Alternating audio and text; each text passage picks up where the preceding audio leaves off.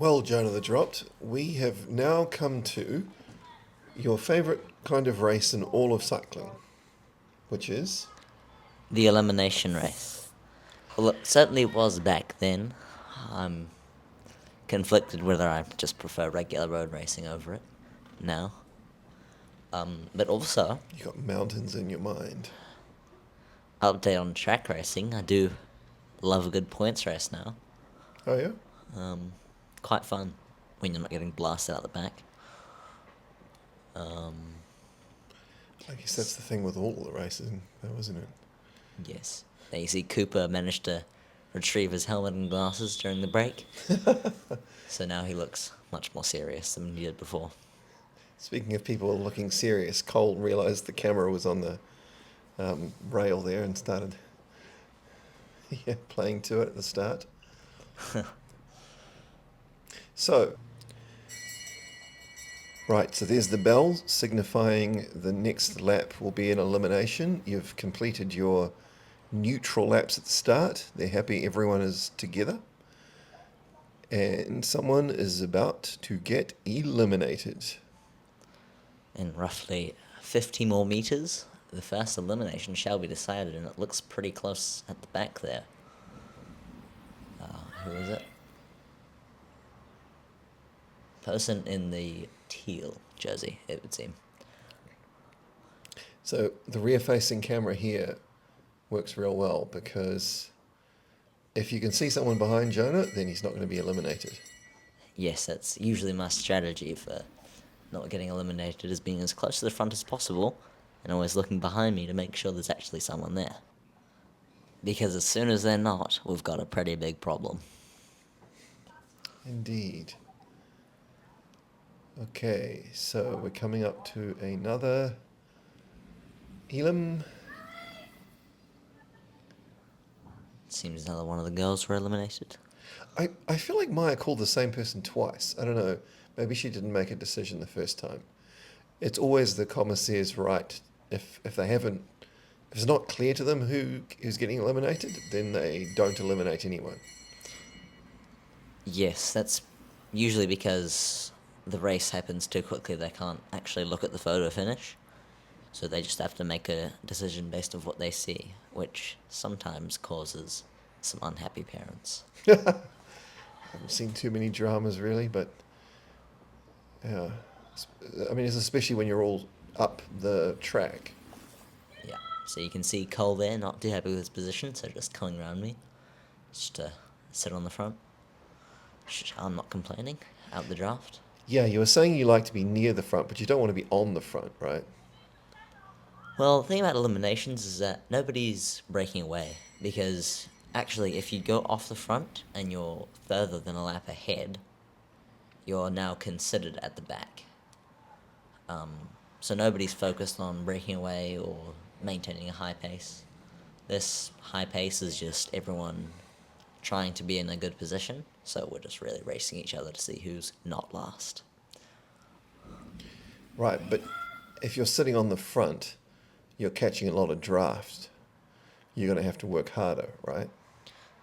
Yes, but it's a good trade-off to skip the interval session of being at the back, having to come around people. You can just sit there, let people roll over the top of you, and regain position when the time comes. Sure. That said, you can quite often get caught out if you're right down the bottom because the whole pack can roll over you and you've got nowhere to go. So your strategy is usually to be just slightly off the bottom. Yes, as you can see here, there's that red line up there. So that's the top of what in track cycling we call the sprinter's lane. And so if I'm at the top there and I'm like side by side with somebody and they're on the black, if we're coming around the corner at the same speed, it's very likely that I'll be coming around on the flat much faster just because of the way the banking works. So I would usually be just a little bit ahead of them, which gives me 2 laps time to get out of that box, go back over the top into a safer position. I noticed Nick is hovering high near the back.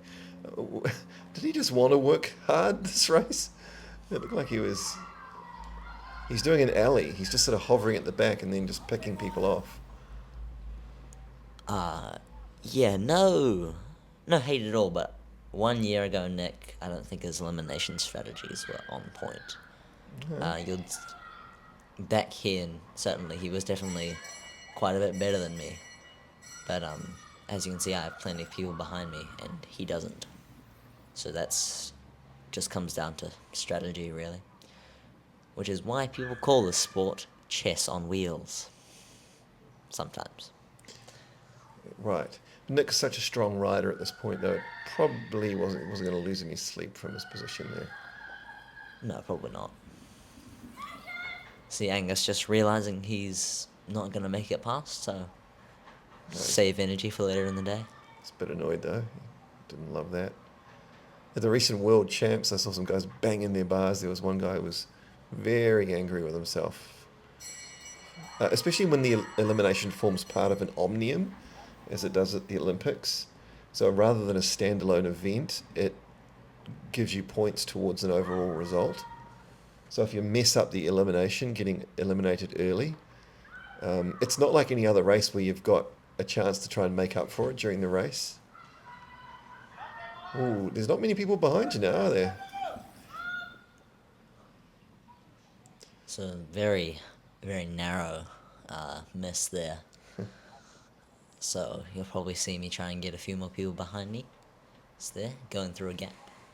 The devious master I am. Just talking about being on the front, cyclist Leo and your buddy Zach are pretty legendary for just wanting to sit at the front, put their head down, and just steam engine on.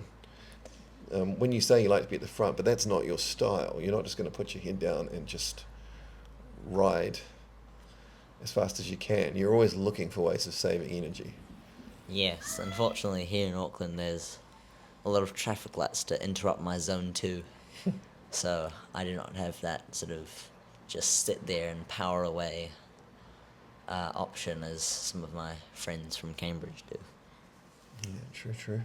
Well, looks like you're in a good position now. You've got Yes, 1, but 2, 3, 4, 5 guys behind you. Guys and girls. as you can see, I'm on the outside of somebody, so that you see Leo there next to Cooper. Although he seems fairly close to the front, he's in a very dangerous position. So there, just knows he's going to get eliminated, doesn't put any more energy into it. But now I'm in a very bad position. But Nick there almost takes it from me. So I try and accelerate out of there. Yeah. So Pearl should have worked a little harder to box you in there. She could have. I mean, that is what you do often. You actually basically consciously try and keep someone boxed so they get spat. Yes, at the NTS elimination race, it was my strategy, because obviously I was certainly not 11th in power numbers, not 11th in stature either. But what I was 11th in is strategy and boxing in fast people. So I managed to beat some very fast people in the elimination race. So Pearl there, so she got called as eliminated, and It was by the end of the weight. I'm calling out to Maya across the track there, because I took a still of it. You were probably ahead by about 5 millimeters. You came faster across the line than her. So her front wheel would have been ahead of your front wheel, but by the time the bikes reach their rear, which is where it's taken, you just got ahead. That's why it's what I was saying about the whole banking thing. And as you can see, I know I'm going to get dusted, so just save energy. Yeah, you know you've had it by this point. There's 4 faster guys than you left, and none of them are stupid. And yeah, like any boxing strategy would have been hard to execute if people can just simply go a whole lot faster than you, right? Yes, and also with this many people, you basically need 3 people working together very, very nicely to box someone in. Whereas when there's 10 people in the bunch, you can very easily just use where other people are sitting to box people in. But not in this situation, because there's just so little people, you can just hop out of any box. Right, yeah. Yeah, we'll talk about the NTS race when we get to the NTS in the editing process. But yeah, that 11th in the A grade of a sort of Very packed field. yeah, it's not just that just wasn't. I mean, it's juniors, but do they have under 23s? It went to under 20s. Under 20s, yeah. Yeah, so who have we got left? We're down to 3. So yeah, Cooper's. That was just Miles and Cole into the last 2 laps. Yep. So once an elim gets down to 2 people, it basically becomes a 2-lap match sprint. Actually, again, watching the world champs, the women's elim, even when it was down to 3, they pulled right up the banking. It became a 3-way match sprint from there. They were not. No one was trying to steam off the front at that point. They were trying to outfox each other. Yeah. 3 people, you can watch 2 people at once, especially if you're at the back. At the front, you only have 2 people to worry about. So yes, it makes perfect sense that they were rocketing up the track. So that was a good win by Cole. in the end. Yeah, well done. All right, thanks for listening, everyone, and more elims coming soon. Bye-bye.